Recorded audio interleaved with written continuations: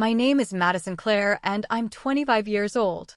Last Tuesday evening, I came home from my job as a software engineer to find my parents sitting in my living room with a stack of legal documents. They weren't there to celebrate my recent promotion or ask about my day. Instead, they slid a contract across my coffee table claiming ownership of 40% of every paycheck I'll ever earn for the next 15 years. Their justification? The $20,000 they contributed toward my college tuition 7 years ago. As I stared at the professionally drafted papers, my mother smiled sweetly and said this was simply good business. Before I dive into this unbelievable story, I'd love to know where you're watching from. Drop your location in the comments below, and if you think family should never treat money like a business transaction, smash that like button. Hit subscribe because trust me, this story gets so much worse before it gets better, and you won't want to miss what happens when I discovered the truth about that $20,000. That Tuesday evening felt like stepping into an alternate reality where my own parents had transformed into corporate sharks.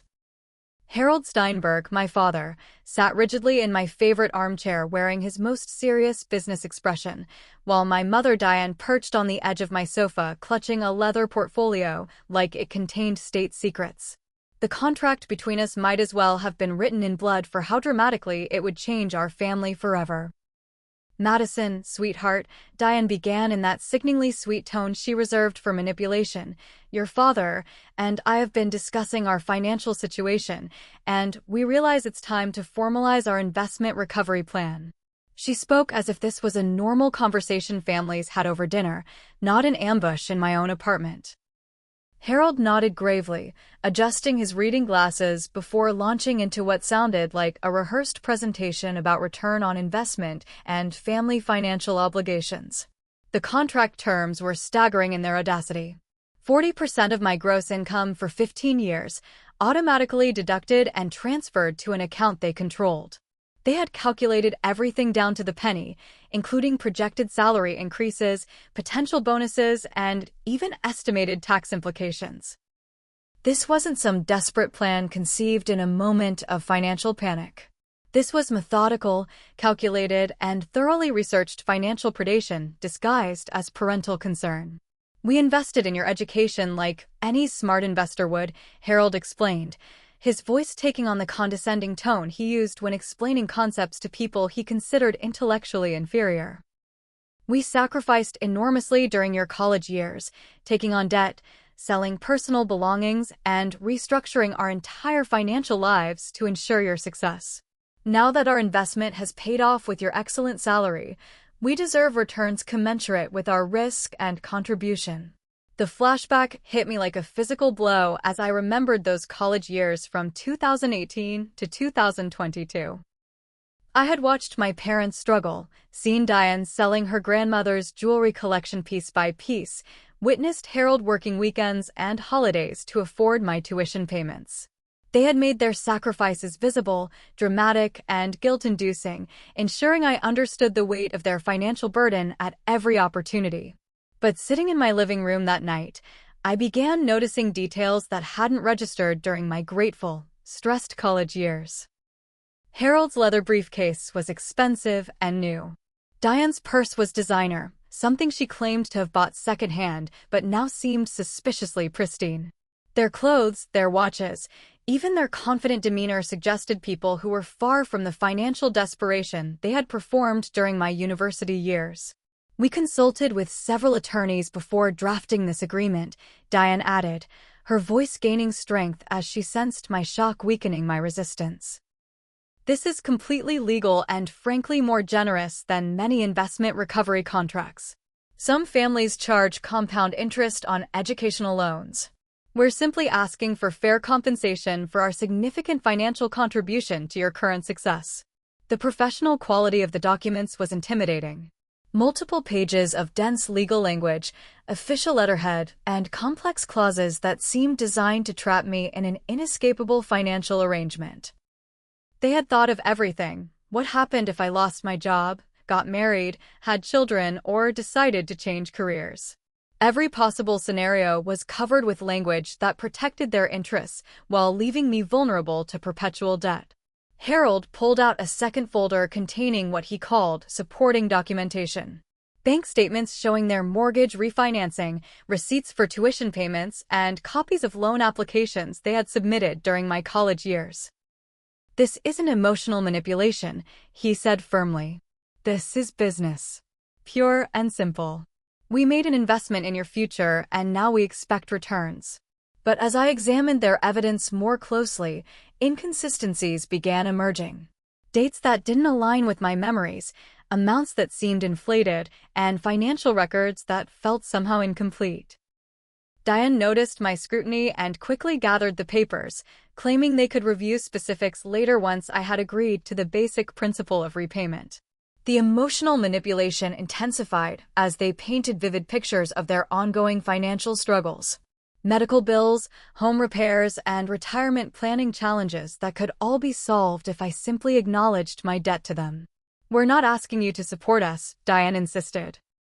"We're asking you to honor your obligations to the people who made your success possible." When I suggested this felt like extortion, Harold's facade of paternal concern cracked slightly. His voice hardened as he explained that ingratitude was not an acceptable response to their generous offer to formalize our agreement privately. "We could pursue other legal remedies," he said carefully, "but we prefer to keep family business within the family." The threat was subtle but unmistakable. Agree to their terms, or face the possibility of public legal battles that could destroy my reputation and financial stability. They had researched my employer, my industry, and my career trajectory well enough to understand exactly how damaging a family financial dispute could be to my professional life. As the evening wore on, their mask of loving concern continued slipping, revealing the calculating individuals underneath. They had timelines for my decision, backup plans if I refused, and contingencies for various scenarios I might attempt. This wasn't desperate parents seeking help. This was a coordinated attack designed to extract maximum financial benefit from my success. When I finally asked them to leave so I could process their proposal, they exchanged a look of satisfied confidence that chilled me to the bone. They had expected resistance, planned for my shock, and prepared responses for every objection I might raise. As they gathered their materials and headed toward my door, Diane turned back with a smile that no longer held any warmth. "Think carefully about your decision, sweetheart," she said. "We've put considerable time and money into preparing for various outcomes. We hope you'll choose the option that keeps our family together." The unspoken threat hung in the air long after they left, and I realized my own parents were now my adversaries in a financial war I never saw coming. The next morning, I called Jackson Torres, a lawyer friend from college who specialized in family disputes and contract law. Jackson had always been the voice of reason in our friend group, and his calm, analytical approach to problems made him the perfect person to review my parents' insane demands. When I described the contract terms, his immediate response was a long pause followed by language I rarely heard from such a professional person. "Madison, this is absolutely insane," Jackson said bluntly. "Your parents have zero legal standing to claim ownership of your future earnings based on voluntary contributions to your education. This contract wouldn't hold up in any legitimate court, but they could definitely create expensive legal battles that would cost you thousands in defense fees even if you ultimately win." Jackson's analysis confirmed my worst fears. While my parents couldn't legally enforce their demands, they could make my life miserable with frivolous lawsuits, harassment campaigns, and financial terrorism designed to force me into submission. The contract itself was professionally written enough to intimidate most people into compliance, even though it had no actual legal foundation. That afternoon, I decided to visit my old college to verify some of the financial information my parents had claimed. Ruby Anderson, a financial aid counselor who had helped me navigate scholarship applications and grant opportunities, remembered me immediately and seemed eager to help when I explained my situation. What she revealed completely destroyed everything I thought I knew about my college funding. "Madison, I remember your file very clearly because you were one of our success stories," Ruby explained as she pulled up my financial aid records. "You qualified for substantial need-based grants that covered most of your tuition costs. Your parents' contribution was actually much smaller than what most families in your income bracket typically pay. The documentation Ruby showed me was devastating. My family had received $13,000 in need-based grants that I never knew existed.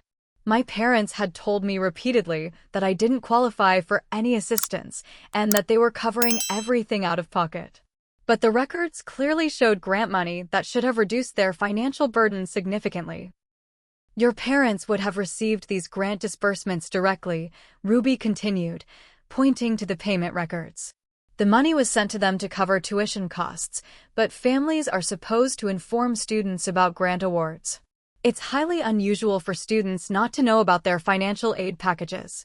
The math was staggering. If my parents had received $13,000 in grants, but told me they paid everything themselves, they had only contributed $7,000 of their own money, not $20,000 as they claimed. They had literally pocketed over half of my college funding while performing elaborate sacrifices to make me feel guilty about costs they weren't actually paying. But the discoveries didn't stop there. Ruby mentioned that my financial aid application had been flagged for unusual circumstances involving my parents' reported income and assets. Apparently, they had claimed financial hardship that entitled me to additional aid, but some of their documentation had raised questions with the financial aid office. I left the college in a daze and immediately called Brooklyn Hayes, my aunt and Diane's younger sister, hoping to verify some of my childhood memories about my parents' financial situation. Brooklyn had always been the family truth teller, and I suspected she might have insights into my parents' recent behavior. "Oh, honey," Brooklyn said when I explained the contract situation, "I was wondering when they'd try this with you. Your parents approached me 6 months ago demanding 20% of my son's military salary because they helped with his recruitment process. They claimed they deserved ongoing compensation for their guidance and support." Brooklyn's revelation hit me like a physical blow. My parents had been testing their financial exploitation strategy on other family members, refining their approach and legal arguments before targeting me with their most ambitious scheme. They weren't desperate or confused. They were systematic predators who had turned family relationships into profit-generating opportunities. "There's something else you should know," Brooklyn continued hesitantly. "Your parents have been consulting with this financial advisor named Wesley Morgan, who specializes in what he calls family investment recovery. I heard Harold bragging about some brilliant strategy for maximizing returns on parental contributions to adult children's success." The name Wesley Morgan sent chills down my spine. My parents hadn't conceived this plan independently. They had professional guidance from someone who made a living helping families monetize their relationships with their own children. This wasn't emotional manipulation born from financial stress. This was a calculated business strategy implemented by people who viewed their own daughter as a revenue stream. Brooklyn promised to send me any documentation she had about my parents' previous attempts at family financial exploitation. She also mentioned that 2 other relatives had been approached with similar demands, though they had refused to discuss details. My parents were apparently running a full-scale operation targeting successful family members with claims of investment recovery and ongoing financial obligations. That evening, Jackson called me back with additional research he had conducted on Wesley Morgan and his business practices. "This guy is basically a predator who helps families justify financial abuse," Jackson explained.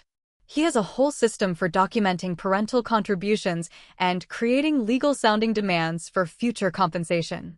Several families have filed complaints against him for encouraging destructive financial relationships." The scope of my parents' deception was becoming clearer with each revelation. They had lied about my college grants, manipulated my emotions with fake financial sacrifices, and hired professional help to maximize their exploitation strategies. The $20,000 they claimed to have contributed was actually $7,000 of their own money plus $13,000 in grants they had hidden from me. But perhaps the most disturbing aspect was the premeditated nature of their plan. They had been researching, consulting professionals, and testing strategies for months before ambushing me with their contract demands. Every conversation about my career progress, Every question about my salary and every expression of pride in my success had been gathering intelligence for their financial attack. Jackson advised me to document everything I had discovered and prepare for the possibility that my parents might escalate their demands when I refused to sign their contract. People who go this far to exploit their own children rarely accept rejection gracefully, he warned. You need to be ready for them to get much more aggressive. As I sat in my apartment that night, surrounded by evidence of my parents' systematic deception and manipulation, I realized that the people who raised me were strangers. The loving, sacrificial parents I remembered from my childhood were either fictional characters they had performed, or they had transformed into something unrecognizable in their pursuit of financial gain. The worst part was understanding how carefully they had planned every aspect of their emotional manipulation. My guilt about their sacrifices, my gratitude for their support, and my desire to make them proud had all been carefully cultivated feelings designed to make me vulnerable to exactly this kind of exploitation. They had spent years preparing me to be their victim. When I called my parents the next day to inform them that I would not be signing their ridiculous contract, their response revealed the true depth of their calculated manipulation. Instead of disappointment or hurt feelings, they launched into what felt like a coordinated campaign designed to destroy my resistance through multiple pressure points. Diane's voice took on the cold, businesslike tone of someone implementing a strategic plan. Madison, we're very disappointed in your lack of appreciation for our sacrifices, she said in a voice devoid of maternal warmth. We hoped you would understand the fairness of our proposal, but we prepared for the possibility that you might initially resist doing the right thing. We have several options to help you reconsider your position. Harold's escalation began the very next day when he appeared at my office building, demanding to speak with my supervisor about my family financial obligations. Derek Foster, my department manager, was completely bewildered when this angry man in an expensive suit stormed into our workspace claiming that his daughter was refusing to honor her debts to the family that made her success possible.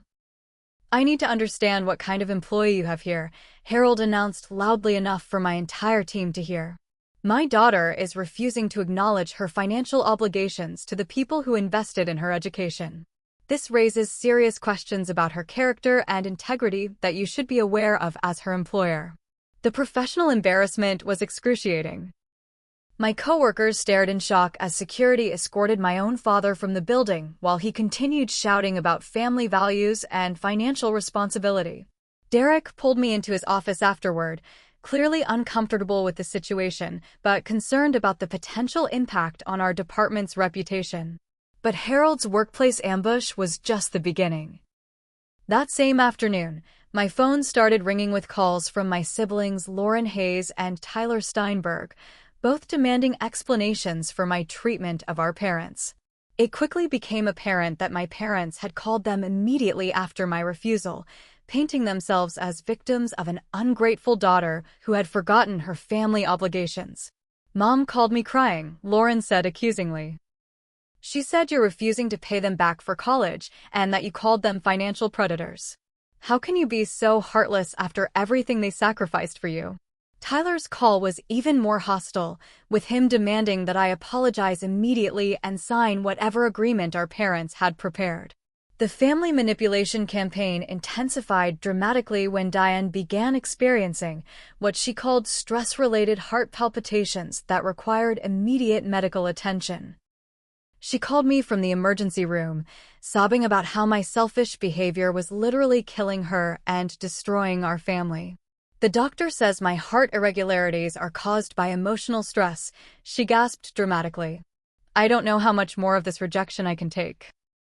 When I suggested that her medical issues might be unrelated to our financial disagreement, she became hysterical, screaming about how I had become a cold, money-obsessed person who cared more about my bank account than my mother's life.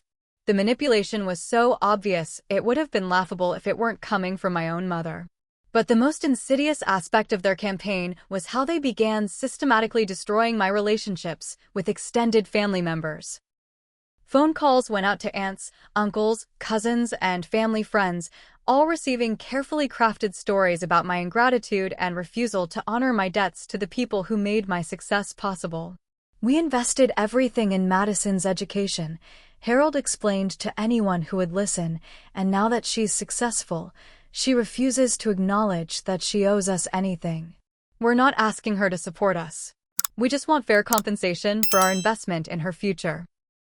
The story was compelling because it contained enough truth to sound reasonable while omitting the crucial details about hidden grants and false financial claims.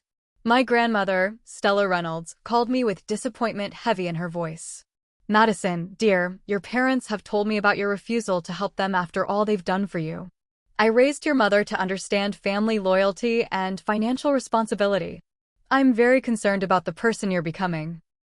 The social isolation was devastating.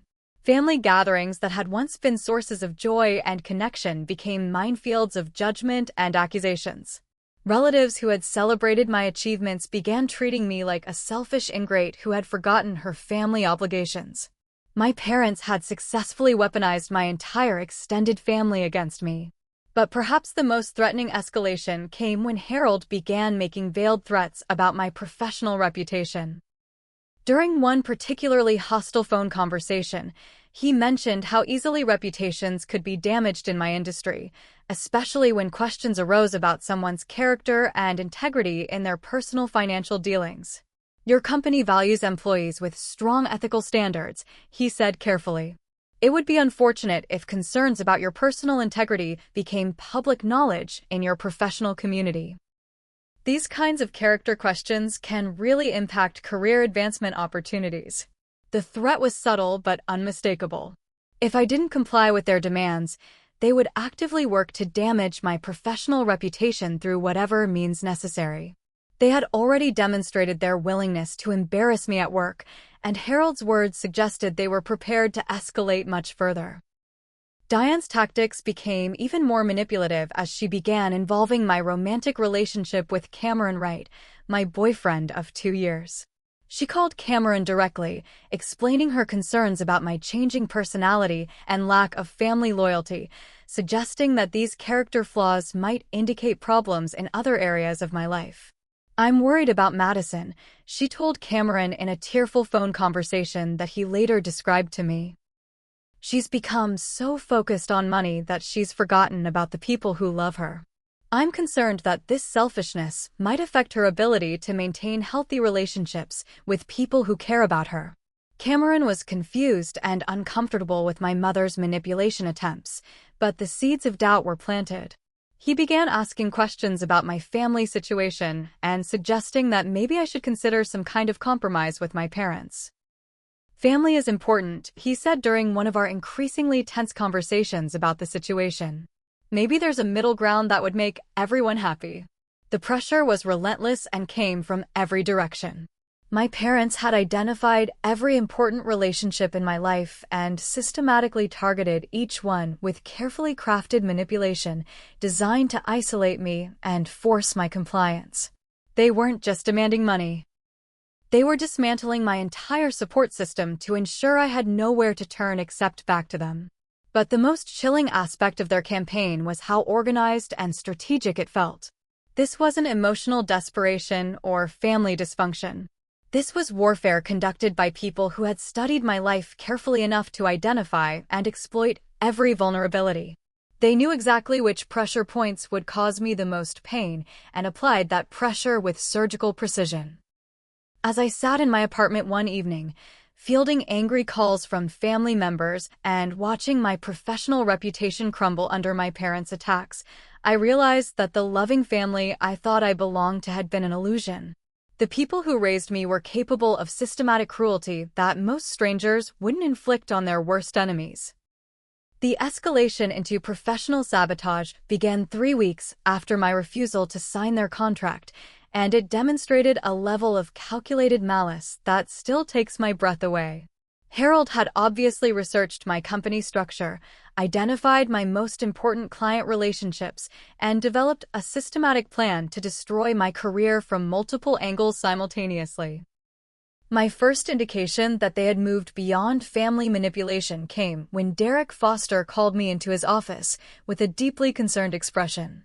"Madison, I received a very disturbing phone call from someone claiming to be your father," he began carefully.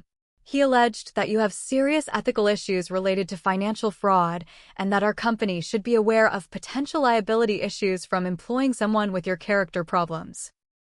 The blood drained from my face as Derek continued explaining Harold's professional-sounding concerns about my integrity, my handling of financial obligations, and my potential tendency toward unethical behavior in business situations.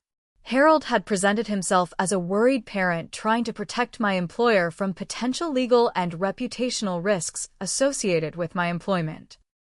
He suggested that we conduct a thorough review of your financial dealings and client relationships, Derek said, clearly uncomfortable with the entire situation. He also mentioned that our company might face liability issues if we continued employing someone who refuses to honor their financial commitments to family members who invested in their education. The sophistication of Harold's attack was breathtaking. He hadn't simply called my boss to complain about our family dispute. He had crafted a professional-sounding warning that positioned my employment as a potential risk to the company, complete with legal-sounding language about liability and due diligence responsibilities. But Harold's corporate sabotage campaign was just beginning. Within days, my biggest client, a financial services firm that generated nearly 30% of my department's revenue, received an anonymous tip about potential ethical issues with their primary technical consultant. The client's compliance department contacted our company requesting detailed background information and character references for all employees working on their account. Brianna Wells, my closest colleague and project partner, pulled me aside with obvious concern. "Madison, something weird is happening with the Morrison account," she said quietly. "They're asking questions about your background and requesting documentation about your character and financial integrity. This feels like someone is trying to cause problems for you specifically." The timing was devastating because I was in the middle of competing for a promotion to senior developer, a position that would have significantly increased my salary and established my reputation as a rising star in the company. But the mysterious questions about my integrity and character created enough uncertainty that management decided to postpone the promotion pending resolution of what they called outstanding personal issues. The anonymous complaints continued escalating with surgical precision. Someone filed a detailed complaint with the Better Business Bureau alleging that my company employed individuals with questionable ethical standards and failed to properly vet employees who had histories of financial fraud and family disputes. The complaint specifically mentioned my name and suggested that clients should be warned about potential risks. Derek called me in for another uncomfortable conversation as the complaints mounted. "Madison, I need to ask you directly about these allegations," he said. "Someone is making very specific claims about your financial dealings and suggesting that you've committed fraud against family members who invested in your education. Can you explain what's happening here?" I tried to explain the truth about my parents' extortion attempts, but the situation was so bizarre that it sounded like elaborate fiction. "How do you tell your boss that your own parents are conducting a professional sabotage campaign because you refuse to sign a contract giving them 40% of your future earnings?" The story was so unbelievable that I could see doubt creeping into Derek's expression as I spoke.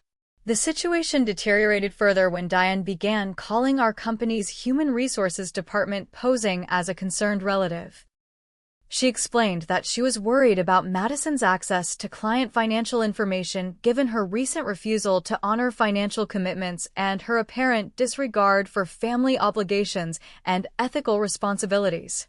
"I'm calling because I love my daughter and I'm concerned about her judgment," Diane told the HR representative in a performance worthy of an Academy Award.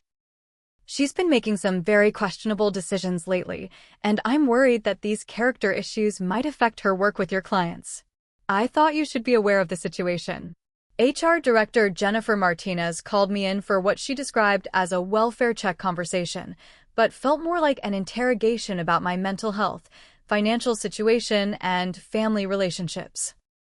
"We're concerned that you might be experiencing personal stress that could impact your work performance," Jennifer explained. Your family has expressed concerns about your recent behavior and decision-making capabilities. The most insidious aspect of their sabotage campaign was how they made my own family relationships a liability in my professional life. Every time my parents contacted my workplace, they reinforced the narrative that I was unstable, unethical, and potentially dangerous to work with. They were systematically destroying my reputation using the very relationships that should have been my greatest source of support. My work performance inevitably suffered under the constant stress of wondering when the next attack would come and from which direction. Concentration became nearly impossible when every phone call or email might be another assault on my professional reputation. My productivity declined, my client relationships became strained, and my confidence in my abilities evaporated under the relentless pressure. The corporate sabotage reached its peak during our company's annual holiday party, an event that was crucial for networking and relationship building within the industry. I arrived at the elegant downtown venue hoping for a few hours of normal professional interaction, but my parents had other plans. Harold and Diane appeared at the party uninvited, dressed formally and carrying themselves with the confidence of people who belonged at the event. They approached my colleagues, clients, and supervisors with practiced charm, introducing themselves as my proud parents who were concerned about some recent personal issues I had been experiencing. "We're so worried about Madison," Diane confided to a group that included Derek, Jennifer, and several important clients. "She's been under tremendous stress lately and making some very poor decisions about financial responsibility and family obligations. We're hoping her work family can provide the support and guidance she needs during this difficult time." Harold's approach was more aggressive, demanding to speak with company leadership about their duty to address employee integrity issues. "As parents who invested significantly in Madison's education, we have concerns about her current mental state and decision-making capabilities," he announced loudly enough for nearby conversations to stop and people to stare. The humiliation was complete as security personnel had to escort my own parents from the venue while they continued shouting about family values, financial responsibility, and their concerns about my character. Every important professional relationship I had cultivated over years of hard work was damaged in a single evening by the two people who were supposed to support my success. The aftermath was swift and devastating. Derek placed me on administrative leave pending a complete review of the situation and its impact on client relationships. Several clients specifically requested that I be removed from their accounts due to concerns about my personal stability and family conflicts. The promotion I had worked toward for months was permanently withdrawn, and whispers followed me through the office whenever I returned. But the most heartbreaking aspect was watching colleagues who had respected and trusted me begin treating me with suspicion and concern. Brianna, who had been a close friend and collaborator, began keeping her distance and avoiding private conversations. Other team members stopped including me in informal discussions and social activities. My parents had successfully weaponized my professional reputation against me, turning my career achievements into liabilities and my workplace into another battlefield in their financial war. They had demonstrated that nowhere in my life was safe from their manipulation, and that they were willing to destroy everything I had worked for to force my compliance with their demands. As I sat in my apartment that night, processing the complete devastation of my professional relationships, I realized that this was only the beginning. My parents had shown their willingness to escalate beyond all reasonable boundaries, and there was no indication they planned to stop until they had either extracted their desired payment or completely destroyed my life in the attempt. 6 weeks after my initial refusal to sign their extortion contract, my parents made good on their threats by filing an actual lawsuit against me. The legal documents arrived via certified mail on a Monday morning, and their professional presentation suggested that Wesley Morgan had helped craft a case designed to maximize my legal expenses while creating public documentation of their claims. The lawsuit alleged breach of verbal family investment contract, unjust enrichment, and fraudulent misrepresentation regarding my intention to repay their educational contributions. Reading through the 23-page complaint felt like being attacked by strangers who happened to know intimate details about my life and financial situation. Every private conversation, every family dinner discussion about my career progress, and every expression of gratitude for their support had been twisted into evidence of my contractual obligations. Mitchell Cooper, the attorney I hired for my defense, was blunt about the challenges we faced.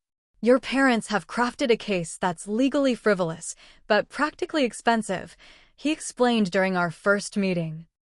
They can't win, but they can force you to spend tens of thousands of dollars defending yourself while creating public records that damage your reputation regardless of the outcome. The financial impact was immediate and devastating. Mitchell's retainer alone consumed most of my emergency savings, and he estimated that defending against the lawsuit would cost between $30,000 and $50,000 even if we won decisively. My parents had essentially created a situation where victory would cost me more than their original demands, making settlement appear financially rational despite the moral outrage. But the legal battle revealed new depths of my parents' deception that shocked even Mitchell's experienced perspective on family financial disputes. During discovery, we uncovered evidence that Harold and Diane had been planning this lawsuit for over a year, consulting with multiple attorneys and financial advisors to develop the most effective strategy for extracting money from my future earnings. Wesley Morgan had helped them create fake documentation supporting their inflated contribution claims, including doctored receipts and fabricated loan agreements that painted their $20,000 contribution as a formal business transaction rather than voluntary parental support. The level of premeditation was staggering and revealed that this wasn't desperate parents seeking help, but calculated predators executing a long-term exploitation plan. The most shocking discovery came when we found evidence that Harold and Diane had accessed my childhood savings account, which they had co-managed since I was 12 years old, and frozen the $7,000 I had accumulated from birthday gifts, summer jobs, and holiday money over the years. They claimed this action was necessary to protect assets that might be needed to satisfy my debt obligations to them. "They're essentially holding your own money hostage," Mitchell observed with obvious disgust. "They've taken funds that belong to you and are using them as leverage to force your compliance with their demands." This kind of financial manipulation is exactly why family financial abuse is so difficult to combat legally. During depositions, Diane's performance was particularly disturbing as she calmly lied under oath about conversations we had never had and agreements I had never made. She testified with complete conviction that I had verbally promised to pay them back with interest for their educational investment and had specifically agreed that their support constituted a business transaction rather than a parental gift. Madison was very clear about her understanding that our educational support was an investment that would require repayment, Diane stated while looking directly at me with cold calculation. She repeatedly expressed her gratitude for our financial assistance and promised that she would make sure we received appropriate returns on our contribution to her success. Harold's testimony was even more elaborate, including detailed descriptions of conversations that had never occurred and financial agreements that existed only in his imagination. He presented receipts for expenses that had been covered by grants, claimed to have sold a classic car that was actually hidden at his brother's garage, and described sacrifices that were purely fictional. But perhaps the most devastating aspect of the legal proceedings was how they began affecting other areas of my life beyond the immediate financial costs. The lawsuit became part of public records, and background checks for professional opportunities began revealing pending litigation involving family financial disputes. A security clearance application I had submitted for a potential government contract position was delayed indefinitely pending resolution of what investigators called personal financial irregularities. The professional consequences multiplied when a prestigious aerospace company withdrew a job offer after their background investigation uncovered the ongoing legal dispute with my family. Their explanation was diplomatic but clear. They couldn't hire someone whose personal financial situation involved active litigation and potential character questions, regardless of the merits of the case. My parents' demands escalated throughout the legal proceedings, starting at their original 40% contract, but growing to include accumulated interest, legal fees, and what they called emotional distress damages for my refusal to honor our family agreements. By the time their attorney presented their settlement proposal, they were demanding $65,000 in immediate payment to resolve all claims. The settlement proposal included a gag order that would prevent me from discussing the case publicly and a legal agreement acknowledging that their educational contributions constituted a valid business investment deserving of returns. Essentially, they wanted me to pay them for the privilege of being their daughter, while legally agreeing that their version of events was accurate. Mitchell strongly advised against any settlement that included admitting to their false claims, but the financial pressure was becoming unbearable. Legal fees had already consumed my savings, forcing me to take a second job waitressing on weekends just to afford my defense. The stress was affecting my health, my remaining professional relationships, and my ability to think clearly about anything beyond the immediate crisis. But the most heartbreaking aspect was watching how the legal battle poisoned every memory I had of my childhood and family relationships. Documents my parents submitted as evidence included photographs from family vacations, copies of report cards they had celebrated, and recordings of phone conversations where I had thanked them for their support. Everything that had once represented love and family connection was being weaponized against me in court.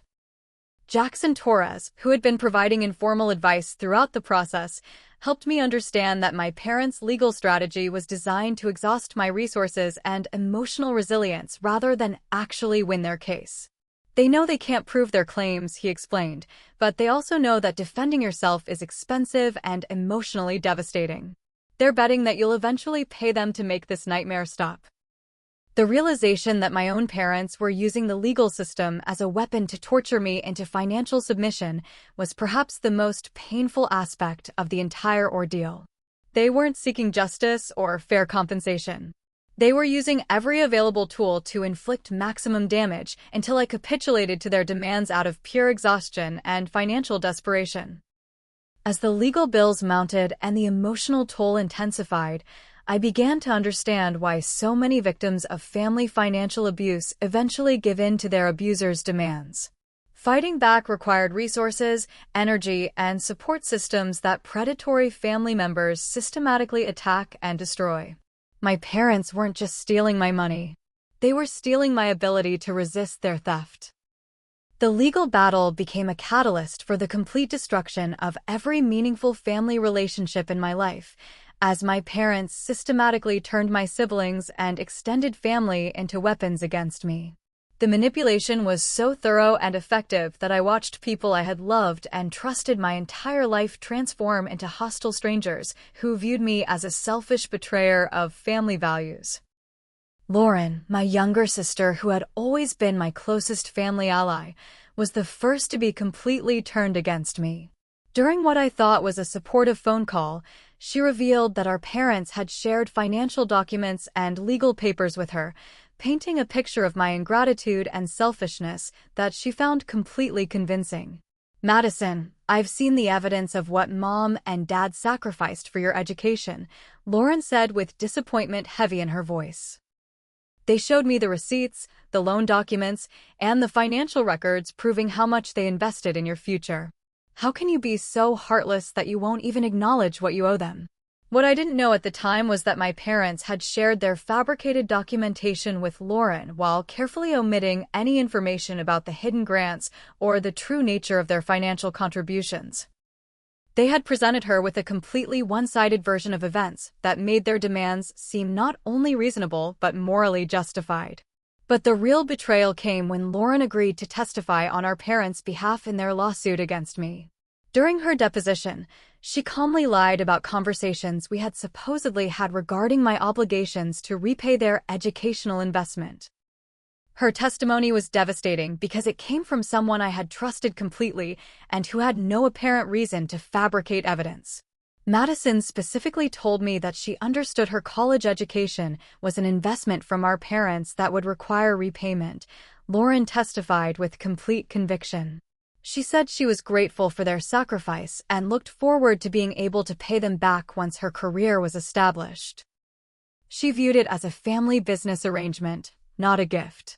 The lies were so detailed and convincing that I began questioning my own memories of our conversations. Had I said things that could be interpreted as promises to repay their contributions? Had my expressions of gratitude been misconstrued as contractual agreements? Lauren's willingness to perjure herself for our parents made me doubt everything I thought I knew about my own family relationships. Tyler, my older brother, initially tried to remain neutral in the family conflict, but my parents quickly applied pressure that destroyed his independence. They revealed that they had been contributing monthly payments toward his children's college funds for several years, and those contributions would immediately cease if he continued supporting my position against them. "They're threatening my kids' education," Tyler explained during a painful phone conversation where he withdrew his support for my situation. "I have 3 children who are depending on those college contributions, and Mom and Dad made it clear that supporting you means sacrificing their futures. I can't do that to my own family." But Tyler's capitulation went far beyond simply withdrawing his support. My parents convinced him that I was a threat to the entire family's financial stability and that my refusal to honor my debts could affect their ability to support other family members. By the time they finished their manipulation, Tyler believed that I was selfishly destroying the family's financial security for my own benefit. The most devastating betrayal came when Tyler testified that I had specifically promised to take care of our parents financially once my career was successful. According to his testimony, I had made detailed commitments about supporting them in their retirement and had described their educational investment as the foundation for a long-term family financial partnership. Madison always said that family comes first and that she would make sure Mom and Dad were taken care of because of everything they did for her education, Tyler testified. She talked about how their investment in her future would benefit the whole family because she would be able to support everyone once she was successful. None of these conversations had ever occurred, but Tyler delivered his perjured testimony with such conviction that even I began wondering if I had somehow forgotten important discussions about family financial obligations. The gaslighting effect was psychological torture that made me question my own perception of reality. My extended family rallied around my parents with religious fervor, treating their financial demands as a moral crusade against ingratitude and family disloyalty. Aunts and uncles who had celebrated my achievements began calling me to express their disappointment in my character and their support for my parents' position. Grandmother Stella Reynolds delivered the most crushing blow when she called to inform me that she was removing me from her will due to my treatment of my parents. "I raised your mother to understand family loyalty and financial responsibility," she said with the kind of moral authority that made questioning her feel like sacrilege. "Your refusal to honor your debts to the people who made your success possible shows that you've forgotten the values I tried to teach this family." Stella's decision to disinherit me wasn't just about money. It was a public declaration that I was no longer considered part of the family in good standing. Other relatives took her lead, and I found myself systematically excluded from family gatherings, holiday celebrations, and important life events. The isolation was psychologically devastating. Birthday parties, graduations, weddings, and holidays all continued without me as my parents successfully convinced everyone that I was a toxic presence who would disrupt family harmony with my selfish attitudes about money and obligation. I went from being a cherished family member to being treated like a dangerous outsider in a matter of months. But perhaps the most painful aspect was watching my childhood memories get systematically erased from family gatherings and traditions. Photos that had included me disappeared from family homes. Stories that had celebrated my achievements were no longer told at family dinners. My parents had not only stolen my present relationships, but were actively working to erase evidence that I had ever been a valued member of the family. The manipulation extended to my romantic relationship with Cameron, as my parents began subtly pressuring him to convince me to settle the legal dispute for the sake of family peace and my own emotional well-being. They positioned themselves as concerned family members who only wanted what was best for me, while painting me as someone whose stubbornness was destroying her own happiness. Maybe you should consider some kind of compromise, Cameron suggested during one of our increasingly tense conversations about the family situation. Your parents seem genuinely hurt by your refusal to acknowledge their contributions, and this legal battle is destroying your mental health. Sometimes it's worth paying a price for family peace. Cameron's suggestion that I should pay my parents to end their harassment felt like the ultimate betrayal. The person who was supposed to support me unconditionally had been convinced that I was the problem in this situation. My parents had successfully isolated me from every meaningful relationship in my life, leaving me completely alone in their financial war against me. The completeness of their victory was staggering. Within 6 months, they had turned my siblings into perjurers, my extended family into moral crusaders against me, and my romantic partner into an advocate for my surrender.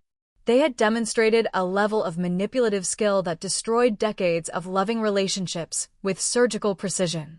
As I sat alone in my apartment, excluded from my brother's wedding because my presence would create family tension, I realized that my parents hadn't just stolen money from me.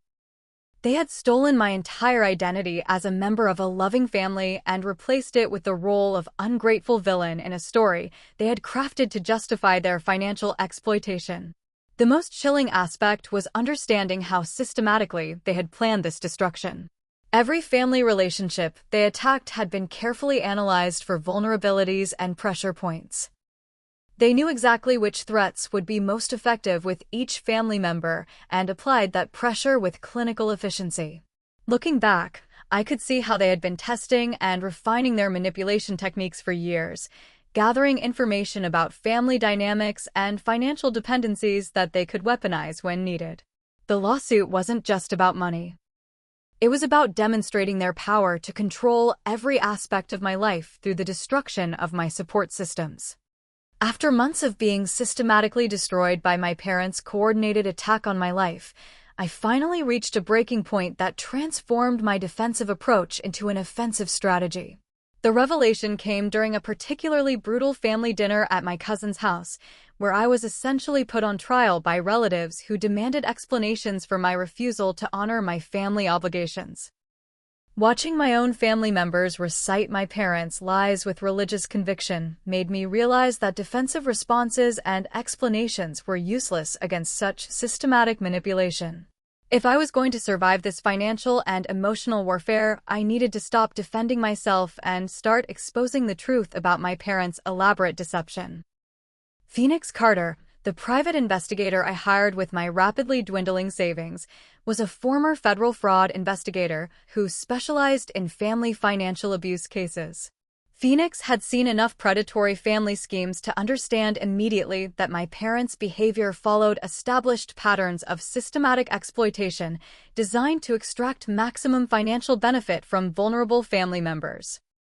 "Your parents aren't amateurs," Phoenix observed after reviewing the documentation I had gathered. "This is a sophisticated operation that shows evidence of professional guidance and long-term planning. The level of coordination and strategy suggests they've either done this before or they're working with someone who has extensive experience in family financial manipulation." Phoenix's first breakthrough came when she discovered that Harold's business partner, Sterling Vance, had been the victim of a similar financial exploitation scheme orchestrated by Harold several years earlier. Sterling had been reluctant to discuss the situation publicly, but Phoenix convinced him that his testimony could prevent Harold from destroying another victim's life. Sterling's story was horrifyingly familiar. Harold had convinced him to invest in a business venture with promises of shared profits and partnership benefits, but when the business became successful, Harold had demanded increasingly larger percentages of Sterling's earnings based on his initial investment and guidance. The manipulation tactics were identical to what my parents were using against me. Harold has a pattern of creating financial relationships that start as partnerships but evolve into exploitation, Sterling explained during his recorded interview with Phoenix. He's very skilled at making his demands seem reasonable and legal while systematically destroying anyone who resists his financial control. Your situation follows the exact same pattern he used against me. Sterling's willingness to testify about Harold's history of financial predation provided crucial evidence that my parents' current behavior wasn't an isolated incident born from desperation, but part of an established pattern of systematic family and business exploitation. His testimony would demonstrate that their demands were part of a calculated strategy rather than legitimate claims for repayment. But Phoenix's most devastating discovery came when she uncovered Wesley Morgan's actual business model and professional history. Wesley wasn't just a financial advisor who happened to help families with investment recovery. He was running a sophisticated operation that specialized in teaching families how to monetize their relationships with successful adult children through legal intimidation and emotional manipulation. Wesley's client files, which Phoenix obtained through connections in the legal community, revealed a disturbing pattern of families who had been coached to create financial claims against their own children using techniques identical to what my parents had implemented. The documentation showed that Wesley had refined his approach over years of helping families extract money from their successful offspring. Wesley Morgan has basically created a business model around family financial abuse, Phoenix explained. He teaches parents how to document their contributions to their children's education and success in ways that can be weaponized later for maximum financial extraction. Your parents didn't conceive this plan independently. They're following a professional playbook. The evidence against Wesley included complaints from other families who had been destroyed by his coaching, legal documents showing his involvement in multiple family financial disputes, and testimony from former clients who had realized the destructive nature of his advice and were willing to speak out against his practices. But perhaps the most crucial evidence came when Phoenix discovered the true nature of my college financial aid situation. Ruby Anderson, my former financial aid counselor, provided official documentation proving that my parents had received $13,000 in need-based grants that they had hidden from me while claiming they were paying all college costs from their personal funds. The documentation Ruby provided was devastating to my parents' claims. Official financial aid records showed grant disbursements made directly to my family, correspondence about aid eligibility that my parents had received but never shared with me, and detailed breakdowns of the actual costs they had covered versus the amounts they were claiming in their lawsuit. This evidence proves that your parents committed fraud both against you and potentially against the financial aid system, Mitchell Cooper observed when Phoenix presented her findings. They received grant money intended to reduce their financial burden, but told you they were covering everything personally. Then they inflated their actual contributions and demanded repayment for money they never spent. Phoenix's investigation revealed that my parents' financial records contained multiple discrepancies and potential fraudulent claims. Bank statements showed different amounts than what they were claiming in court documents. Receipts had been altered or fabricated to support their inflated contribution claims. Even their testimony about selling personal belongings contained lies that could be proven false. The evidence-gathering process also revealed the extent of their coordination with other family members. Phone records showed extensive communication between my parents and my siblings immediately before each major escalation in their campaign against me. Email exchanges revealed that they had coached Lauren and Tyler on their testimony and provided them with specific talking points for family gatherings. Your parents orchestrated this entire family destruction campaign, Phoenix explained. They didn't just happen to turn your family against you. They systematically identified each family member's vulnerabilities and applied targeted pressure designed to force their cooperation in the assault on your reputation and relationships. But perhaps the most shocking discovery was evidence that my parents had attempted their financial exploitation scheme against 2 other family members before targeting me. Phoenix found documentation of their demands for ongoing financial compensation from a nephew who had become a successful doctor and a cousin who had started a profitable business. The pattern was consistent across all 3 cases. Initial claims about investment recovery, escalating demands for ongoing financial compensation, legal threats when family members resisted, and systematic campaigns to destroy relationships with other family members who might provide support to the victims. Sterling Vance provided additional testimony about Harold's history of business fraud and financial manipulation that extended far beyond family relationships. He had documentation of Harold's pattern of creating partnerships that evolved into exploitation, using legal intimidation to extract money from former business associates, and coordinating with Wesley Morgan to develop increasingly sophisticated financial manipulation strategies. Harold and Wesley have been refining these techniques for years, Sterling explained.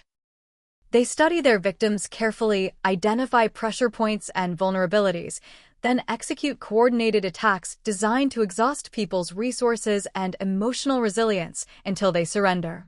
Your situation is just the latest example of their established business model.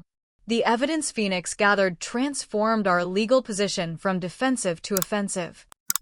Instead of simply defending against my parents' fraudulent claims, we could now prove that they had committed multiple forms of fraud, perjury, and financial abuse that warranted criminal investigation and civil penalties. Mitchell Cooper was amazed by the strength of our evidence package. "This is one of the most comprehensive cases of family financial fraud I've ever seen," he said. "Your parents haven't just made false claims against you. They've committed documentable crimes that could result in serious criminal charges and civil liability."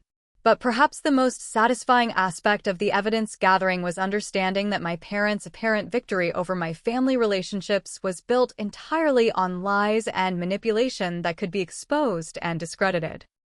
Every testimony they had coached, every document they had fabricated, and every manipulation tactic they had used could be proven false with the evidence Phoenix had gathered.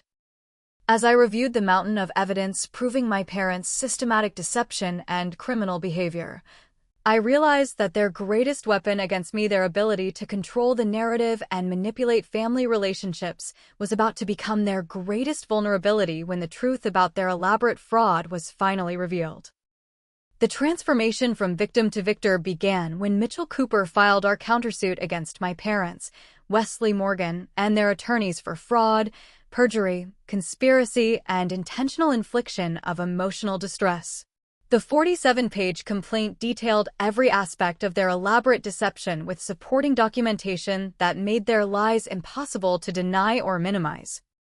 Local journalist River Blake had been following family financial abuse cases as part of an investigative series on elder financial abuse, but when Phoenix Carter approached her with evidence of parents systematically defrauding their own adult children, River recognized a story that would expose an entirely different category of family exploitation that rarely received media attention.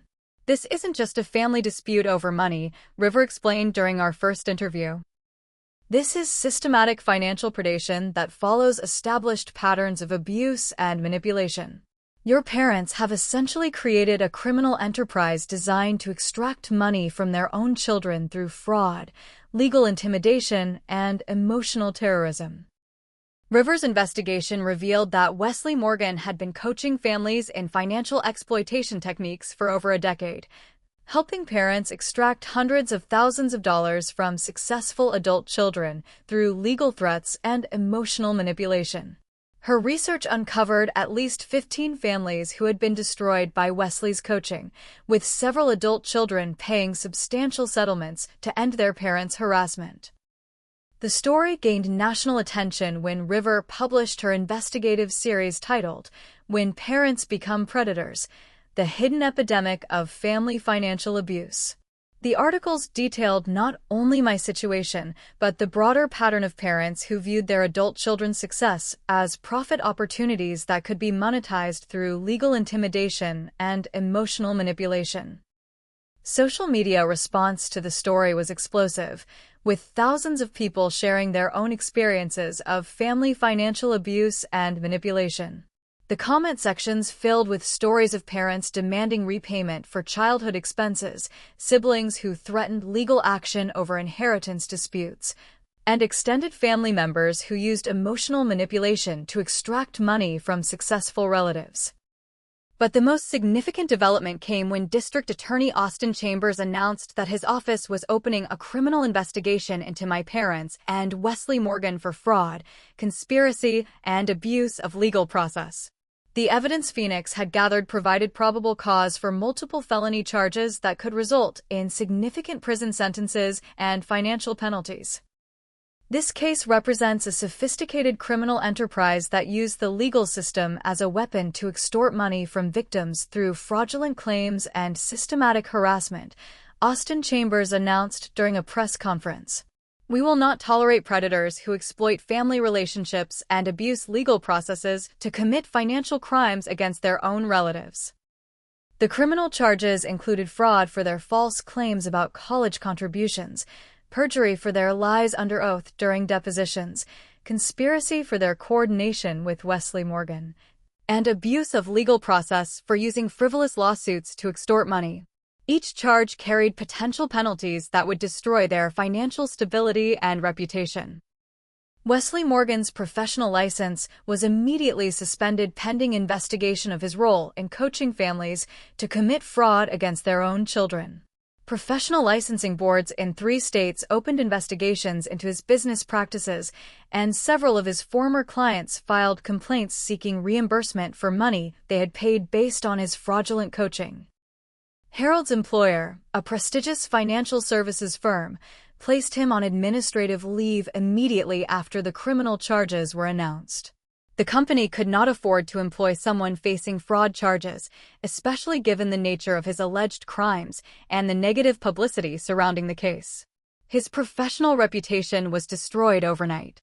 The personal consequences for my parents were swift and devastating.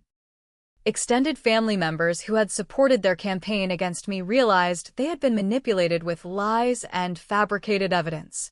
Relatives who had testified on their behalf or excluded me from family gatherings began reaching out with apologies and requests for forgiveness. Tyler called me with tears in his voice, finally understanding the scope of our parents' manipulation and his role in their fraud. "Madison, I'm so sorry," he said. "I believed their lies about your promises and obligations because I trusted them completely. I never imagined that our own parents were capable of such systematic deception and manipulation." Lauren's apology was even more emotional as she realized that her testimony had been based entirely on false information our parents had provided. "They coached me on what to say and showed me fake documentation that made their claims seem legitimate," she admitted. "I thought I was supporting truth and family values, but I was actually helping them commit perjury and fraud."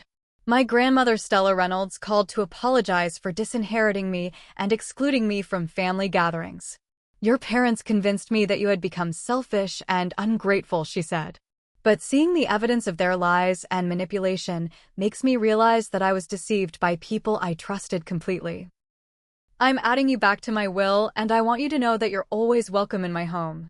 The community response was equally dramatic as neighbors, colleagues, and family friends realized they had been manipulated into supporting fraudulent claims against an innocent victim. Many people who had judged me harshly based on my parents' lies publicly apologized and expressed their admiration for my courage in fighting back against such sophisticated manipulation.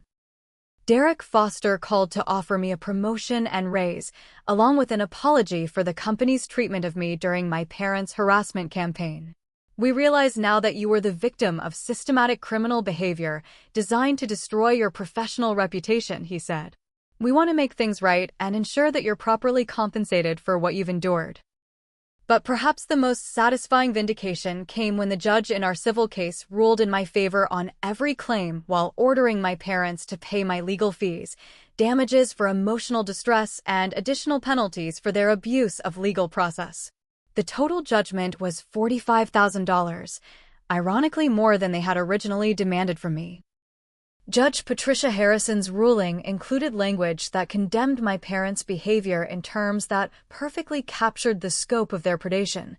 The defendants engaged in a systematic campaign of fraud, manipulation, and legal abuse designed to extract money from their own daughter through false claims and emotional terrorism. Their behavior represents a betrayal of parental obligations so profound that it shocks the conscience of this court. Harold and Diane's marriage crumbled under the stress of criminal charges, financial ruin, and social disgrace. Diane filed for divorce while claiming that Harold had manipulated her into participating in the fraud scheme.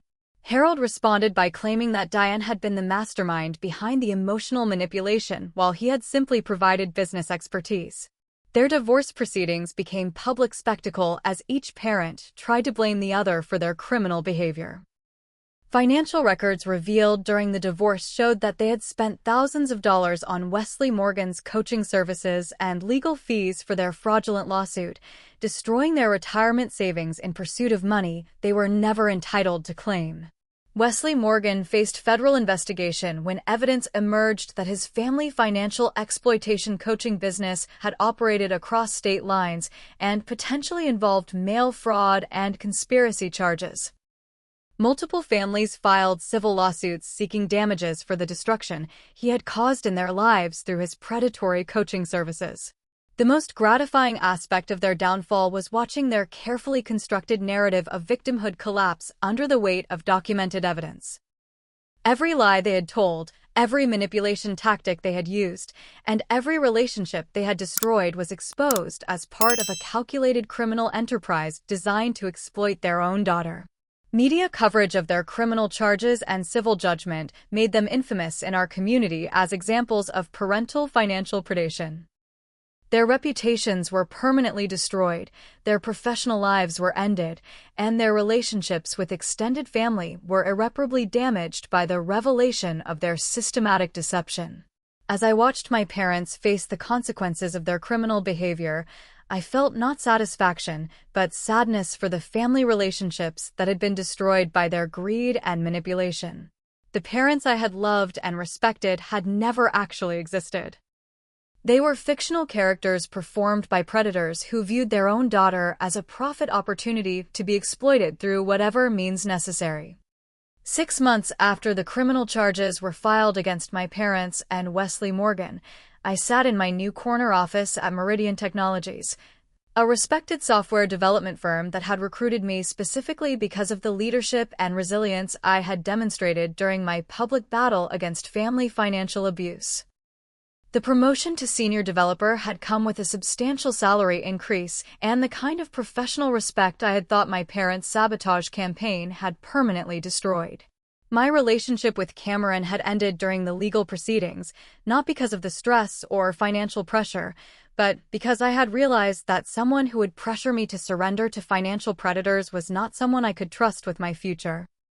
The experience taught me that authentic love means supporting someone's fight against injustice, not encouraging them to submit to abuse for the sake of peace. I was stronger alone than I had been with someone who viewed my principles as negotiable.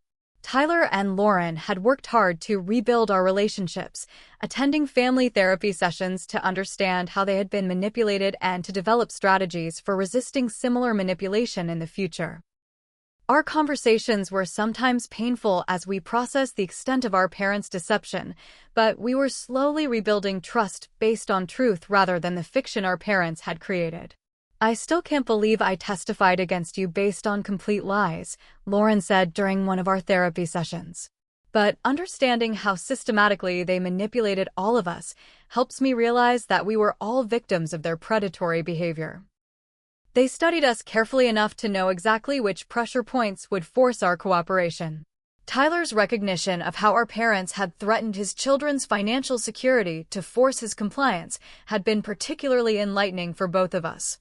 "They didn't just manipulate our emotions," he reflected. "They identified our deepest vulnerabilities and applied pressure with surgical precision." Understanding their tactics helps me recognize manipulation attempts in other relationships. I had established the Madison Clare Foundation for Family Financial Abuse Prevention, using part of the civil judgment I won against my parents to create resources for other victims of family financial predation. The foundation provided legal assistance, counseling services, and educational materials to help people recognize and resist family members who attempted to monetize their relationships through financial exploitation. Speaking engagements at universities and professional conferences gave me opportunities to educate young people about the warning signs of family financial abuse and the importance of maintaining financial boundaries even with people they loved and trusted. My story resonated with audiences because family financial abuse was far more common than most people realized, but victims rarely spoke publicly about their experiences. Family financial abuse operates in the shadows because victims are ashamed to admit that their own relatives are exploiting them, I explained during a presentation at my alma mater. But secrecy is what allows predators to continue their behavior. When we expose these patterns publicly, we protect future victims and help current victims understand that they're not alone. My parents faced ongoing criminal proceedings that would likely result in prison sentences for fraud and conspiracy charges. Harold had been permanently terminated from his financial services position, and both parents faced professional licensing investigations that would prevent them from working in any capacity involving financial trust. Their reputation in our community was permanently destroyed.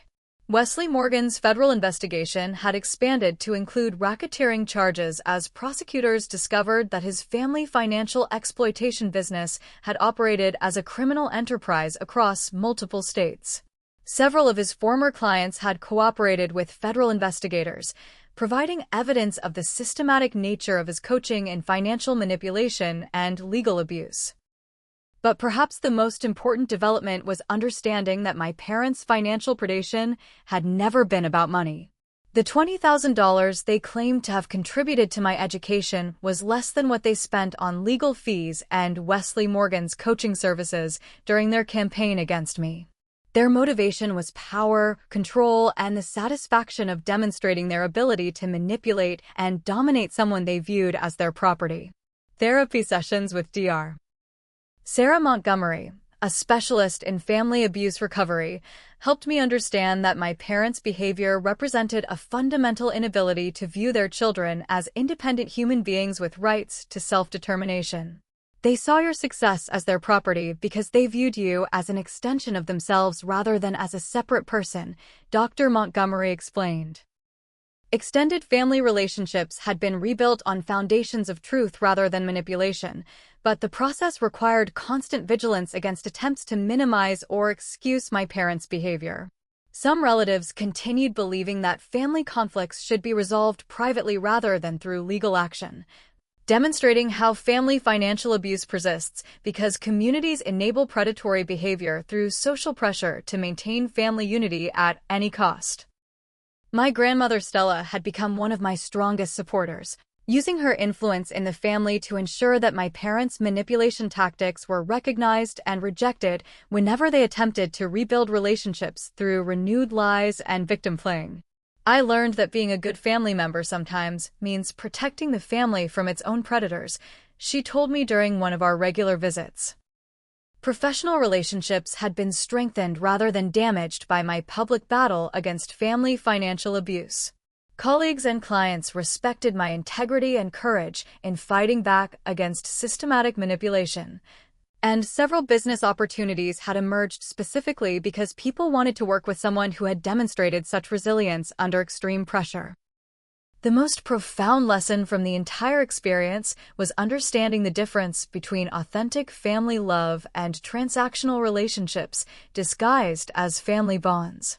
True family relationships are based on unconditional love and mutual respect, not on financial obligations, guilt manipulation, or power dynamics designed to extract benefits from family members. Real love doesn't come with contracts, payment plans, or legal threats, I realized during my recovery process.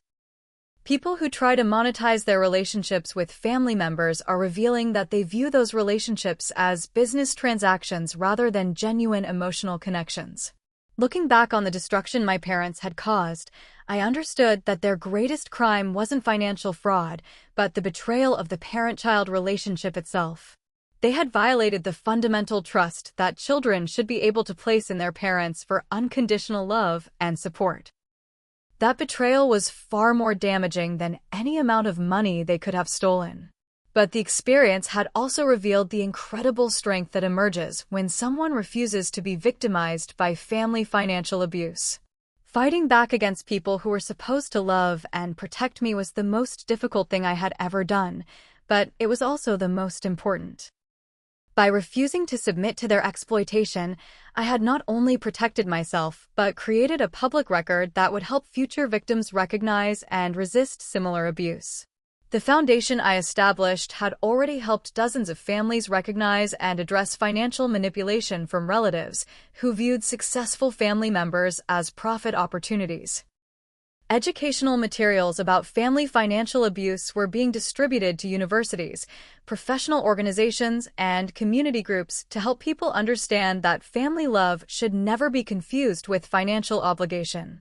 As I concluded my reflection on the most challenging period of my life, I realized that my parents had inadvertently given me the greatest gift possible: complete freedom from toxic family relationships and absolute clarity about the difference between authentic love and manipulative control.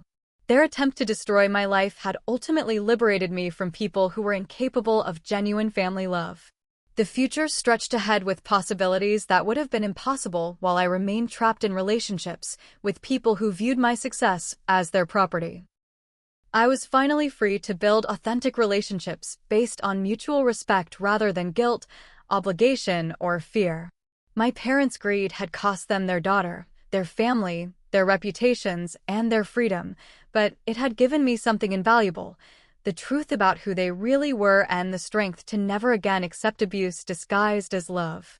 Have you ever experienced family members who tried to claim ownership of your success or demanded financial compensation for their support? Share your thoughts in the comments below about how families can maintain healthy boundaries around money and success. If this story helped you recognize manipulation tactics in your own relationships, please hit that like button and subscribe for more stories about overcoming family financial abuse. Share this video with anyone who might be struggling with similar family financial manipulation, because awareness is the first step toward protecting yourself and others from these predatory behaviors. Thank you for listening to my story, and remember that your success belongs to you, not to people who try to monetize their family relationships. Stay strong, maintain your boundaries, and never let anyone convince you that love comes with financial obligations or contractual terms.